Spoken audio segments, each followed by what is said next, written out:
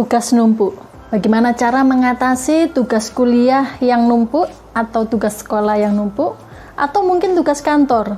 Begitu banyak pekerjaan itu sehingga merasa pusing, merasa bosan, tidak tahu mana yang harus dikerjakan terlebih dahulu. Simak tipsnya dalam video ini, simak sampai selesai agar mendapatkan manfaat yang utuh.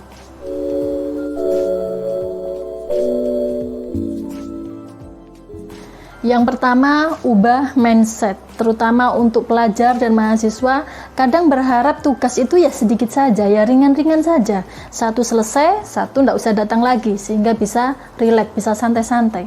Tetapi di saat belajar, di saat sekolah, kuliah, menempuh studi, tentu tugas banyak, karena gurunya tidak hanya satu, dosennya tidak hanya satu.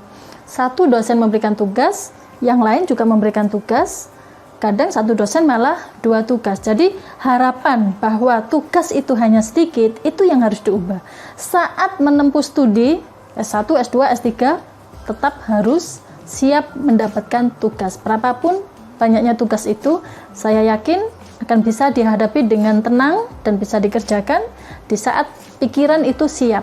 Tapi kalau punya harapan tugasnya itu sedikit, tugasnya hanya 1 atau 2, maka tugas yang berdatangan tersebut akan dirasa semakin berat, sehingga sulit untuk mengerjakannya.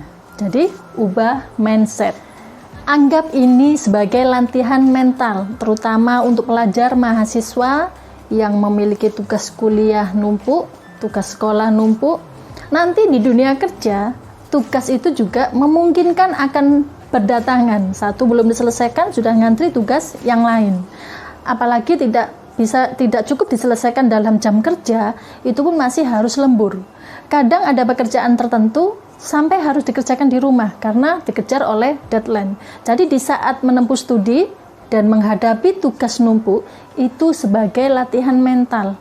Di saat nanti terjun di dunia kerja atau berbisnis, banyak juga tugas-tugas yang akan menanti. Dan saat itu, jika sekarang responnya positif terhadap tugas-tugas tersebut, maka nanti saat terjun di dunia kerja maupun dalam bisnis akan merasa ringan, siap dalam mengerjakan tugas-tugas terkait dengan karir yang ditekuni tersebut.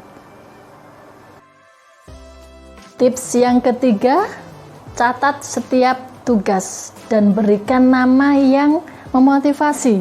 Misalnya, tugas barokah, tugas mulia, tugas menyenangkan, tugas membahagiakan. Kemudian list tugasnya. Mana yang harus dikerjakan terlebih dahulu, itu tentukan sesuai dengan tanggal deadline-nya. Jadi setiap membaca list tugas, itu ada perasaan senang. Alam bawah sadar akan merespon bahwa ini adalah tugas yang menyenangkan saat diberi judul tugas menyenangkan. Kalau saya biasanya beri judul tugas mulia, tugas barokah.